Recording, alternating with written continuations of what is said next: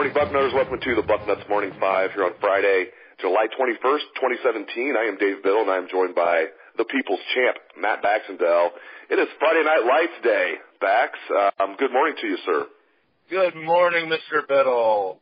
Another beautiful day here in the capital city of Ohio. Not really. It's very overcast, but hopefully the rain will hold off for Friday Night Lights tonight.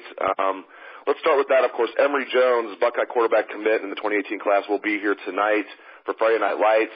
What do you make of his quote-unquote secret visit to Alabama recently? Do you feel like Emory Jones is a solid commitment to Ohio State? Yeah, I do, actually. If the guy wanted him, there's no secret visits when you're a top 50 player, right? And you're camping. It's not like he came in the back door of like a van or something and was led around campus, right? He went and camped at a public event. Like, I don't know how to put it in any more clearly than saying that Emory Jones, if he wanted to take a secret visit to any of these schools, would have done so. And by the way, I don't get really why we would worry about Emory Jones going to Alabama when they already have Jalen Hurts, who's going to start at least the next 2 years, and a bigger train of quarterbacks in place than we do. So, you know, obviously OSU has a big logjam. Well, the starter at OSU is at least a senior. There's going to be an open competition at least for whenever Jones gets on campus.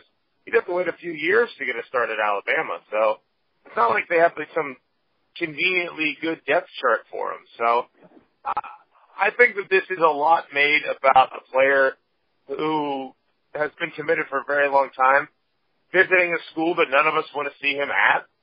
But in the end, I don't see any reason to really be worried.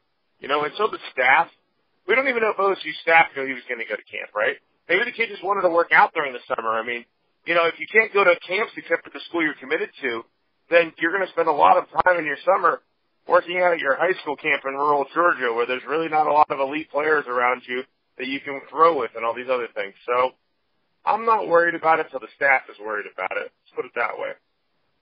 I'm not worried about it either. I agree with you. I think he is definitely a solid commitment. And here's one reason that I think if Buckeye fans should feel good about Emory Jones, despite him taking that, you know, going to an Alabama camp. He is recruiting hard for this 2018 class. He's trying to get other guys to join him in this 2018 class at Ohio State. So if he wasn't out there taking the bull by the horns and recruiting his butt off, trying to get other top prospects to join him, I might be worried about it, but I'm not worried about it in the least. Yeah, this isn't like Kyle Kalis either. You know, where he was trying to recruit for Ohio State and then some craziness happened. Usually guys who are the leaders in recruiting in a class stick with the class. And Jones committed really early. So I guess I'm just not that worried about it because I just don't see him improving his lot. It's not like Ohio State's a placeholder offer. You know, it's not like we're Minnesota and he's like, all right, now I got a D1 offer. Let's see if I can do better. Right? This is Ohio State. I'm not really that concerned that Emory Jones is going to end up somewhere else because all the reasons people point to for him to look somewhere else, like the depth chart at OSU or the distance from home, those haven't changed since he committed, and he committed months ago. So if he leaves OSU, it's not going to be for a place like Alabama that is a stacked depth chart, a younger starter. Yeah, I think it was a kid camping. It's even pretty simple. Friday Night Lights will begin around 7 o'clock tonight. Registration for the players is at 6 o'clock at Ohio Stadium. Admission is free. Parking is usually free. There's been a talk, some people have had to park $5 in certain lots. I've never had an issue with that, but beware, there's a chance you might have to pay $5 for parking, depending on when you get there and where you park. But the event should get rolling around 7 o'clock. It'll finish around 10:30. Again, it's at Ohio Stadium. Just looking at such a long list of players that are going to be attending tonight, Bax. What interests you the most about tonight? Who are the players, some of the players you're most curious about? So, all right, background on this. Friday Night Lights every year, it seems like there's one or two really big names that we're all fixated on. I remember sitting there and watching Torrance Gibson work out a couple of years ago, throwing passes to Benjamin Victor. So, you know, these are a lot of these kids are going to be guys who are wearing scarlet and gray in the not so distant future. But every year it seems like there's one or two really big names that come to FNL, and they're all we can talk about. And the two this year for me are Micah Parsons and Jackson Carman. I mean, let's be honest here. Those two are the biggest fish left in the water. We don't know for sure what Carman's doing. You know, there was all this will he or won't he go to Friday Night Lights or some event down at Clemson, right? And those are his top two choices. I still think that he's much more likely to end up a Buckeye than anything else, but getting the kid on campus for Friday Night Lights would make that a lot easier. And you know if he's there, everybody's going to be talking about him, and I don't expect him to work out even. I just expect him to be there. And then the other one, of course, is Parsons, who is the center of the biggest recruiting battle between Ohio State and Penn State in a very long time. I'd say going back to the days of Terrell Pryor.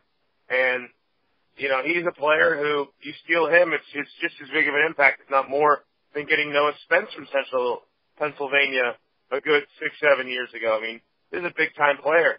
So, you know, we could talk about guys like KJ Henry, maybe he'll stick around, or, you know, a guy like Irvin who's there to commit, or there to earn an offer, right? I think we could talk about the guys at FNL for a Bucknuts morning 35 if we wanted to, right? But I think the guys that everybody's going to be talking about at the end of the day are going to be Carman and Parsons, depending on what they do. Hugh Freeze has resigned at Ole Miss. I am shocked. No, I'm not shocked at all. I didn't think it would be an escort service that would bring him down. I thought it might be recruiting violations, although those two things might be intertwined.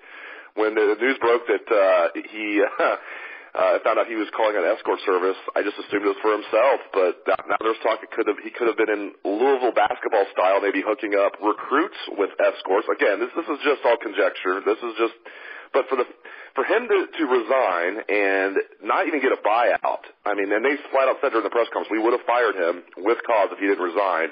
That tells me there's a mountain of evidence against him. What do you think really happened here, and just your reaction to Hugh Freeze getting basically fired at Ole Miss? Yeah, I mean, if we had thought that the most Bible-thumping coach in the entire SEC was going to get fired for calling a hooker line, I don't know if there's anything I could have imagined that would be more SEC than that, right? This is the best SEC coach firing since Bama fired Mike Price for going to strip clubs left and right on Alabama, like, school credit cards about 15 rolling, years baby. ago. It's rolling. The famous quote, it's rolling, baby. It's rolling. It's roll tide. I mean, really, the only way this story gets better is if it comes out that Nick Saban was the one who, like, framed him up for the hooker calls because Saban knew he couldn't beat him on the field or something. That's, like, the only thing that makes this more SEC. But, you know, let's be real honest here. Ole Miss was really famous for having the Mannings and hot chicks. They were never famous for actually being good at football or being a destination football school. They weren't the kind of school that brought in 5-star recruits, like Laramie Tunsil and Laquan Treadwell. And then all of a sudden, magically out of nowhere, they had their recruiting classes, their usual, 23-star kids and a couple 5-stars. And everybody looked at them like, okay, wait, come on, for real? Like, even Auburn people were like, come on, you can't be that blatant about your cheating, right? So, my real question is, Hugh Freeze, you clearly know about burner phones with all these recruits you're cheating to bring in. Why aren't you using your burner phones when you're calling your hooker lines? I mean, I'm just confused. It's a rookie mistake. You got to be able to use those Nextel dump phones, man. So, now if it comes down to the fact that we can actually point at evidence that the head coach was hiring hookers for some of his recruits, this is going to be the most delicious NCAA sanctions in a very long time.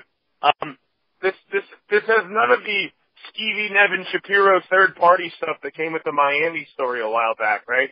This is the head coach calling hooker lines, either A, for himself, which is just, when you have a guy, remember when Coach Tressel went down, the national media said he was too good to be true? Well, we all thought that was kind of BS. Jim Tressel went down for some pretty nebulous BS. Hugh Freeze went down for calling hookers. There's a very big difference. So, this is one of those things where this guy pissed off more people in the South in recruiting in the last 3 or 4 years than almost any coach I can remember. So either personally, he's revealed as a giant hypocrite and D-bag, or it's revealed that the NCAA has even more to wreck Ole Miss with. I mean, if you have proof of paying players and calling hookers to recruit players by the head coach, I don't know what's not going to get you the death penalty. I'm sorry. But in the end, I think the best thing we can say about the Hugh Freeze era at Ole Miss is that it was full of hookers, gas mask bongs, and NCAA sanctions. And I think we're going to look back at it fondly in a few years. As only he can do it, he is the people's champ, Matt Baxendell. Thank you very much, Bax, and thanks to all listeners out there for tuning into the show. Hope to see many of you at Friday Night Lights tonight at the Horseshoe. Again, admission is free, and I hope everyone has a great day and a great weekend. Let's hear that Buckeye swag, best damn band in the land.